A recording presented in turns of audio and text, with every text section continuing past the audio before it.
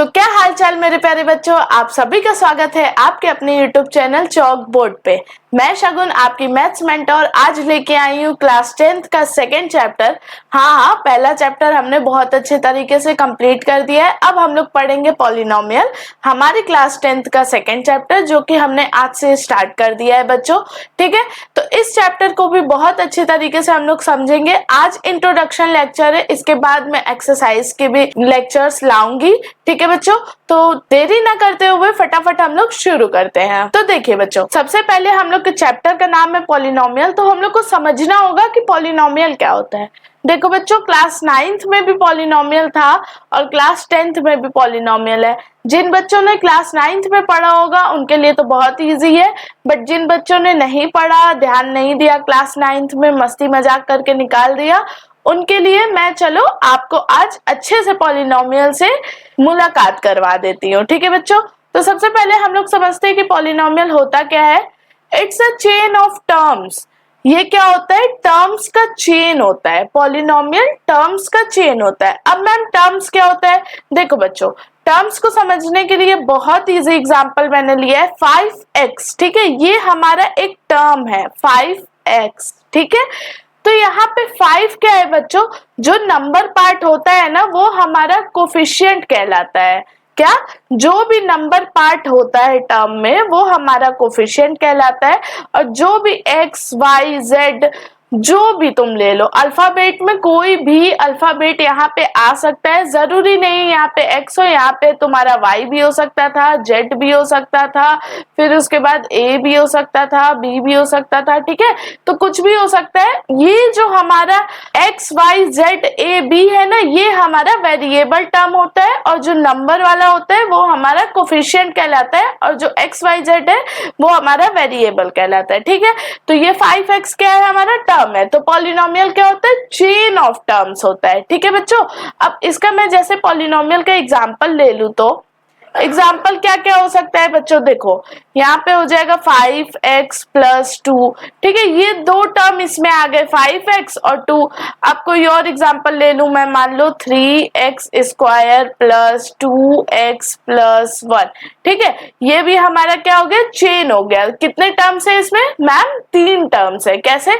3x² एक टर्म हो गया, 2x हो गया और 1। ठीक है, ये हमारे क्या हो गए? टर्म्स की चेन। तो इसी को हम लोग कहते हैं पॉलिनोमियल। आई होप आपको समझ में आ गया होगा कि कोफिशिएंट क्या होता है, वेरिएबल क्या होता है और चेन ऑफ टर्म्स क्या होता है। ठीक है बच्चों, चलो फटाफट आगे बढ़ते हैं। अब देखो बच्चों, types of polynomial based on number of terms.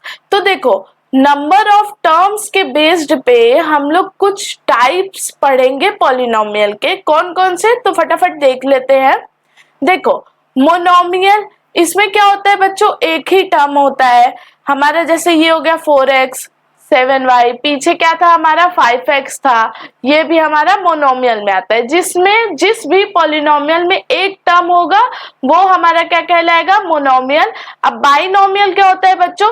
जिस भी पॉलिनोमियल में दो टर्म आ जाए। यहाँ पे क्या है? x² + x। अब मैं एक और एग्जांपल ले लूं तो 2x + 1 ले लो। यहाँ पे क्या? दो टर्म आ गया, तो दो टर्म जिस भी पॉलिनोमियल में होगा वो बाइनोमियल कहलाएगा। ठीक है बच्चा। अब तीसरा क्या है? ट्राइनोमियल क्या होता है? ट्राइनोमियल में क्या हो जाएगा? 3 टर्म आ जाएगा, जैसे कि यहाँ पे दिया है 3x + x + 1। ठीक है, चाहो तो मैं एक और एग्जांपल दे सकती हूँ, 3x² + 3x + 2। ठीक है, ये हमारा क्या हो गया? 3 टर्म्स का पॉलिनोमियल हो गया, तो इसे हम लोग क्या कहेंगे? ट्राइनोमियल। इजी था। मोनोमियल में एक टर्म, बाइनोमियल में 2 टर्म, ट्राइनोमियल में 3 टर्म हो जाएगा। ठीक है बच्चों, तो यही हमारा नंबर ऑफ टर्म्स के बेस्ड पे टाइप्स ऑफ पॉलिनोमियल है। तो फटाफट से आगे बढ़ते हैं। अब देखो बच्चों, हम लोग को समझना है डिग्री ऑफ पॉलिनोमियल क्या होता है। तो डिग्री ऑफ पॉलिनोमियल क्या होता है? Highest power of variable of polynomial. तो देखो, जो भी हमारे पॉलिनोमियल में वेरिएबल दिया रहेगा उसके हाईएस्ट पावर ही हमारा डिग्री ऑफ पॉलिनोमियल कहलाता है। अब मैम आप क्या बोली, नहीं समझ में आया? चलो एक काम करते हैं, हम लोग कुछ पहले पॉलिनोमियल्स लिख लेते हैं। जैसे कि यहाँ पे मैं लिख लेती हूँ 2x, यहाँ पे लिख लेती हूँ 3x² + 2x + 1।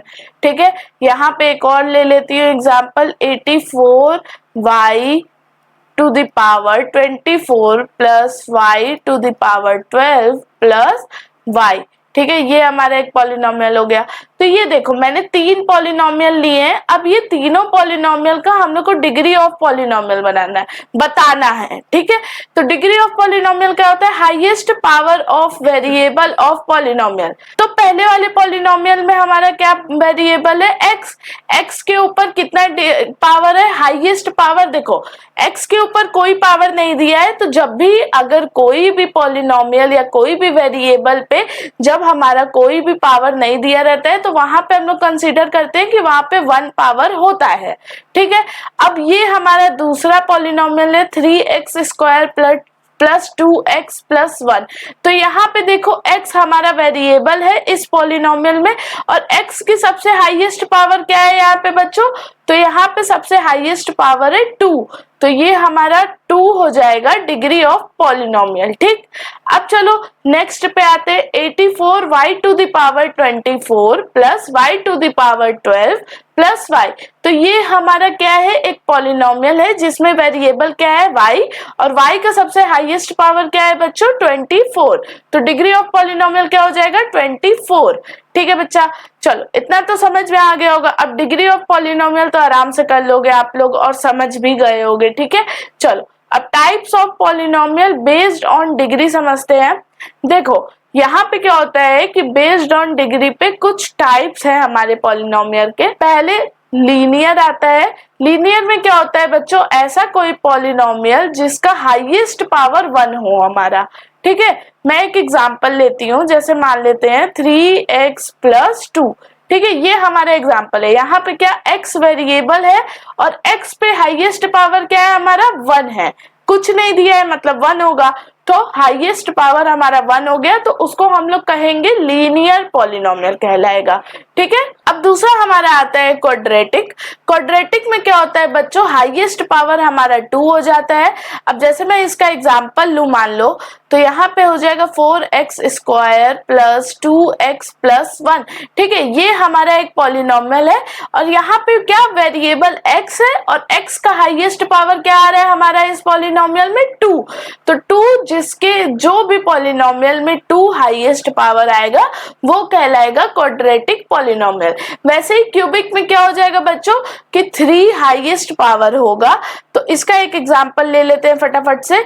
3x cube plus 2x square plus x। ठीक है, ये हमारा एक पॉलिनोमियल है और इसमें भी हमारा वेरिएबल क्या है? x, और x to the power highest क्या है हमारा? 3। तो वो क्या हो जाएगा? Cubic polynomial. तो फटाफट से चलते हैं आगे। ये सारे टॉपिक्स आपको अच्छे से क्लियर हो गए होंगे आई होप। तो फटाफट चलते हैं आगे। तो बच्चों देखो, अब हम लोग को जीरोस ऑफ द पॉलिनोमियल समझना है। जीरोस ऑफ द पॉलिनोमियल क्या होता है? Zeros of a polynomial are those values of variable x which makes the polynomial equal to 0। तो देखो जीरोस ऑफ द पॉलिनोमियल ऐसे वैल्यूज होते हैं वेरिएबल्स के जो कि हमारे पॉलिनोमियल को 0 के इक्वल दिखाता है। ठीक है, 0 के इक्वल बनाता है। अब कैसे? देखो इसको हम लोग डिफाइन करते हैं, पता है कैसे? लीनियर है तो डिग्री क्या होगा? हाईएस्ट 1 होगा। जब भी डिग्री हमारा 1 आएगा कोई भी पॉलिनोमियल पे तो उसके जीरोस के वैल्यू कितने निकलेंगे? 1 ही निकलेंगे। ठीक है बच्चा, अब क्वाड्रेटिक में क्या होता है? हाईएस्ट पावर 2 होता है। ठीक है, डिग्री क्या होता है? 2 होता है, तो उसके जीरोस ऑफ द पॉलिनोमियल क्या निकलेंगे? x के 2 वैल्यूज निकलेंगे। ठीक है, अब क्यूबिक में क्या होगा? हाईएस्ट डिग्री क्या होता है? 3 होता है, तो वैल्यू भी कितने निकलेंगे? 3 निकलेंगे। यही चीज यहाँ पे कह रहे हैं। अब कुछ बच्चों को ना समझ में आया हो तो एग्जांपल मैं लेती हूँ, वो देखो समझो। जीरोस ऑफ लीनियर पॉलिनोमियल, तो एक लीनियर पॉलिनोमियल हम लोग ले लेते हैं 2x माइनस 2। ठीक है, ये क्या हो जाएगा यहाँ पे? इक्वल टू, पहले तो इस पॉलिनोमियल को 0 के इक्वल दिखा दो तो ये हो जाएगा हमारा जीरोस ऑफ पॉलिनोमियल, और ये लीनियर पॉलिनोमियल है। तो यहाँ पे क्या मैंने बताया था? जिसका डिग्री 1 रहेगा हाईएस्ट उसका जीरोस ऑफ द पॉलिनोमियल भी 1 ही निकलेगा। ठीक है, अब कैसे? देखो इसको कैसे सॉल्व किया जाता है। जब भी कोई तुम्हें पॉलिनोमियल देगा उसको 0 के इक्वल दिखाओ, फिर उसके बाद जो वेरिएबल है उसको इक्वल के एक साइड रखो और बाकी सारे नंबर्स को उधर भेज दो। तो यहाँ पे क्या हो जाएगा 2x इज इक्वल्स टू -2 को उधर भेज दो तो प्लस का 2 हो जाएगा।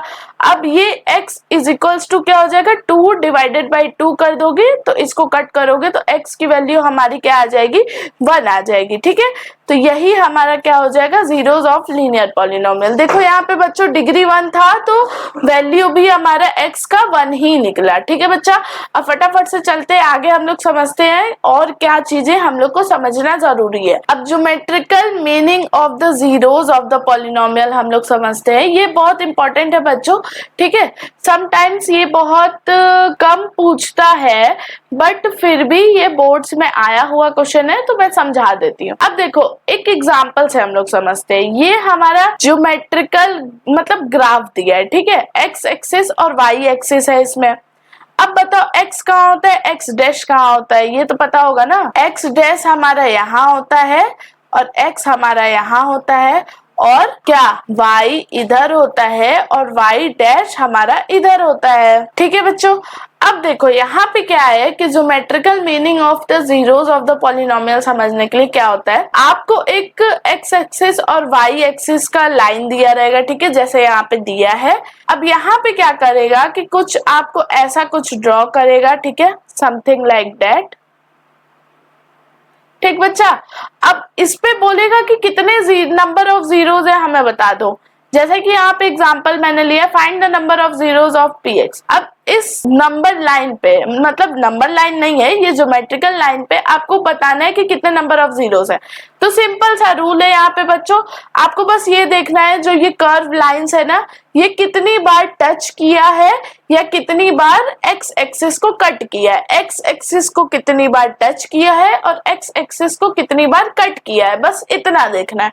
अब देखो यहाँ पे क्या है बच्चों, यहाँ पे देखो जो मैंने अभी ड्रॉ किया है उसके लिए कितने नंबर ऑफ जीरोस बन जाएंगे, ये देखो। यहाँ पे क्या है कि यहाँ पे एक बार कट किया है। ठीक है, यहाँ पे दूसरी बार कट किया है, यहाँ पे तीसरी बार कट किया है और यहाँ पे टच ही नहीं किया है। ठीक है, तो कितने हो गए, 3 हो गए। तो इस वाले जो ग्राफिकल के लिए है तो इसके लिए क्या हो जाएगा, नंबर ऑफ जीरोस हमारे हो जाएंगे 3। ठीक है, अगर ना समझ में आया हो तो एक और मैं एग्जांपल लेती हूँ, वो देखो फटाफट। ठीक है, रुको, चल एक और मैं ड्रॉ कर रही हूँ, उसको देखना।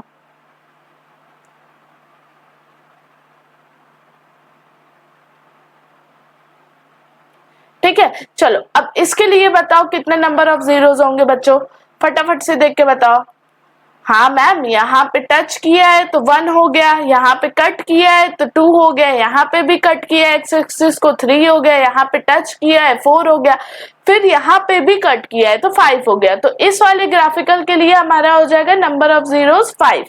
ठीक है बच्चा, इजी था, आपके पहले एक्सरसाइज में यही क्वेश्चन दिया है, आप एकदम इजी वे में कर सकते हो, जाके उसको करो, बहुत इजी है, आप आराम से कर लोगे। चलो मैं एक और एग्जांपल ले लेती हूँ ताकि आपको समझ में आ जाए। ठीक है, चलो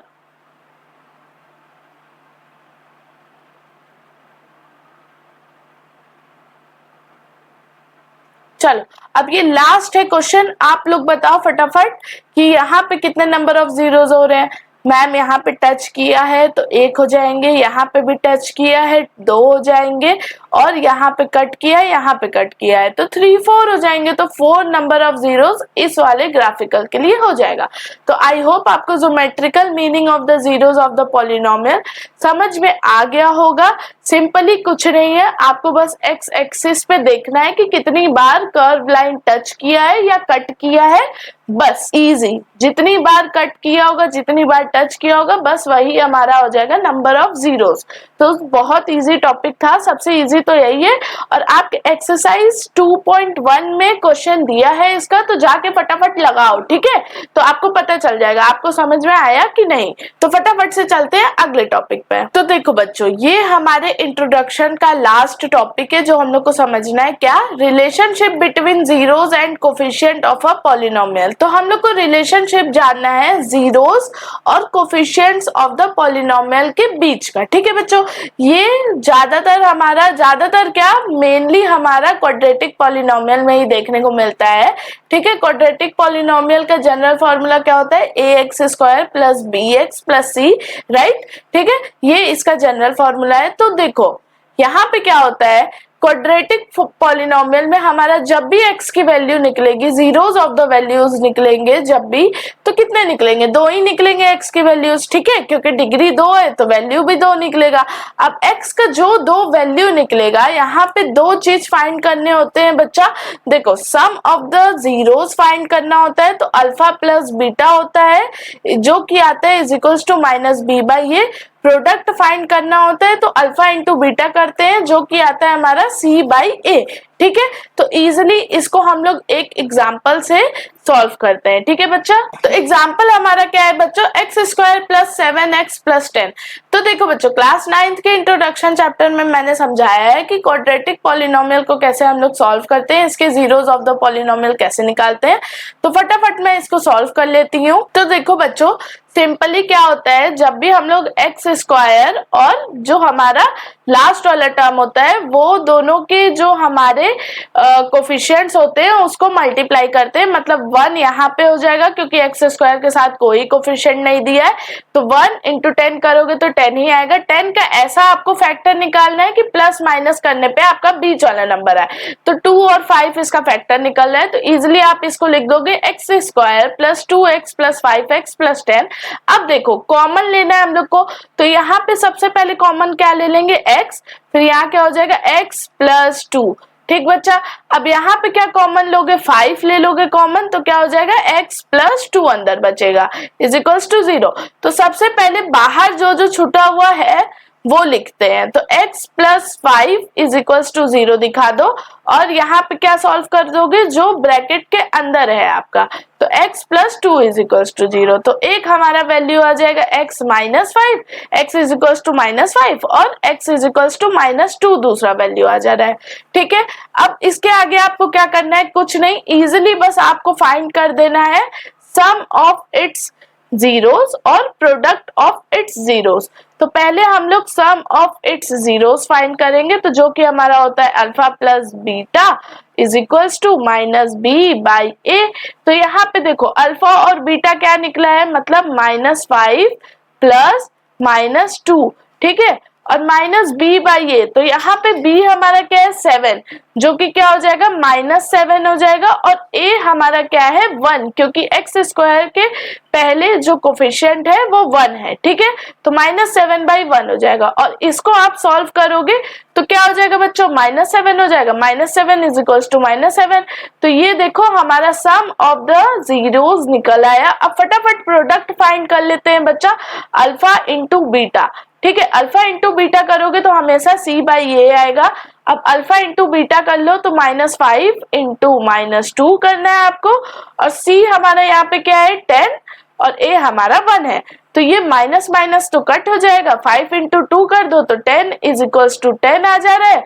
तो हमारा प्रोडक्ट ऑफ इट्स जीरोस भी फाइंड हो गया बच्चों। तो देखो बच्चों, यही हमारा relation between zeros and coefficient of the polynomial था। इजिली एकदम मेनली क्वाड्रेटिक पॉलिनोमियल में ये सॉल्व होता है।